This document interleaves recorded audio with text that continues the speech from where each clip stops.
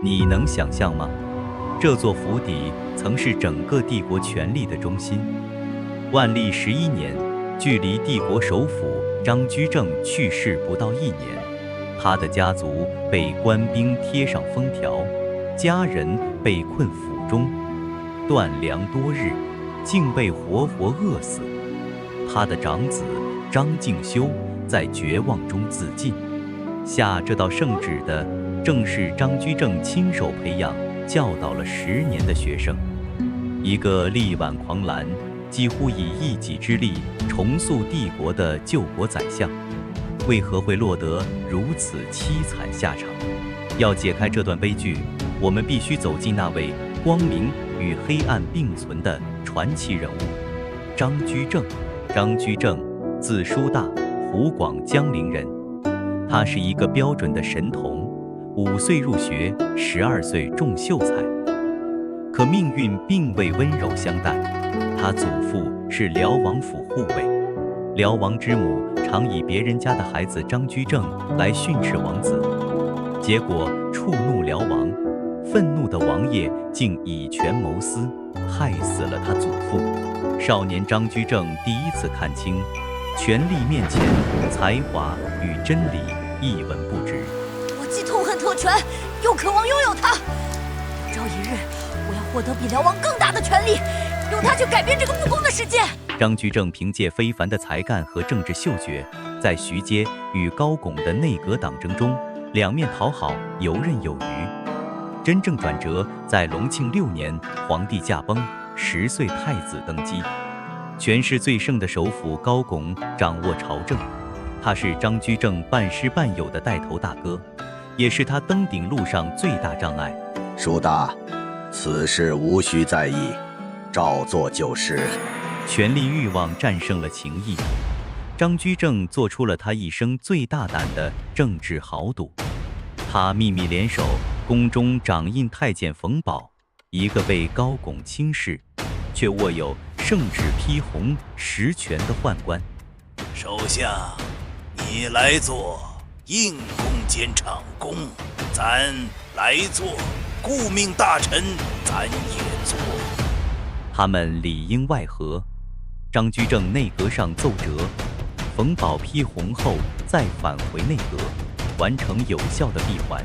短短几天，一场不流血的宫廷政变发动成功，高拱被迫离位。从此，内阁由张居正主导，司礼监冯保为其左膀右臂。皇太后全力支持，年幼的皇帝成了他亲手教导的学生。整个大明帝国，权力的核心尽在张居正掌中。我们先看他接手的是个怎样的帝国：国库空虚，边防失序，官场腐败，百姓困苦，一个濒临崩溃的王朝。张居正深知，若不动大手术，明帝国必亡。他怀着少时以天下为己任的信念，开启一系列雷霆改革。1. 考成法。万历元年，他推出考成法，要求各级官员必须定期汇报政绩，完不成即罢官。懒政与腐败体系被迫高效运转。2. 他推行一条鞭法，将所有徭役与赋税统一折算为白银征收，这既减少了贪污空间，也让国家财政重新富足。3.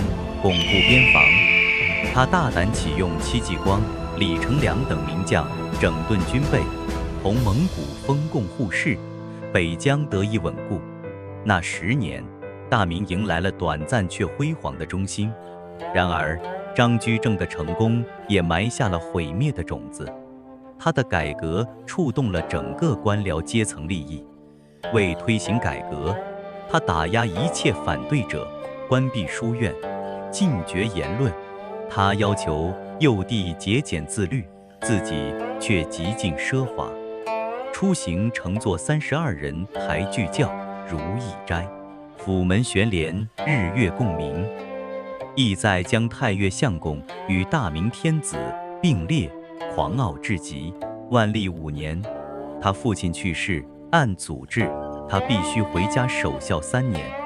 他却以国事为由夺情留任，违反纲常，此举让他彻底丧失道德制高点，天下怨声载道。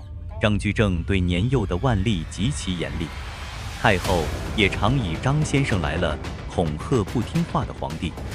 一次，万历因醉酒打太监，被迫写下罪己诏。张居正甚至以霍光废帝为例，警示他。从那一刻起，万历心中那个敬爱的张先生，已变成必须除去的权相霍光。张居正去世后不到1年，万历就亲自下令抄家。张氏一族从风光显赫到灭门，仅隔数月。张居正用10年时间拯救了大明，也用10年时间毁掉了自己。他赢得了天下，却输给了人心。权力与理想交织的梦，终究只剩下历史的叹息。你认为呢？张居正是圣人还是魔鬼？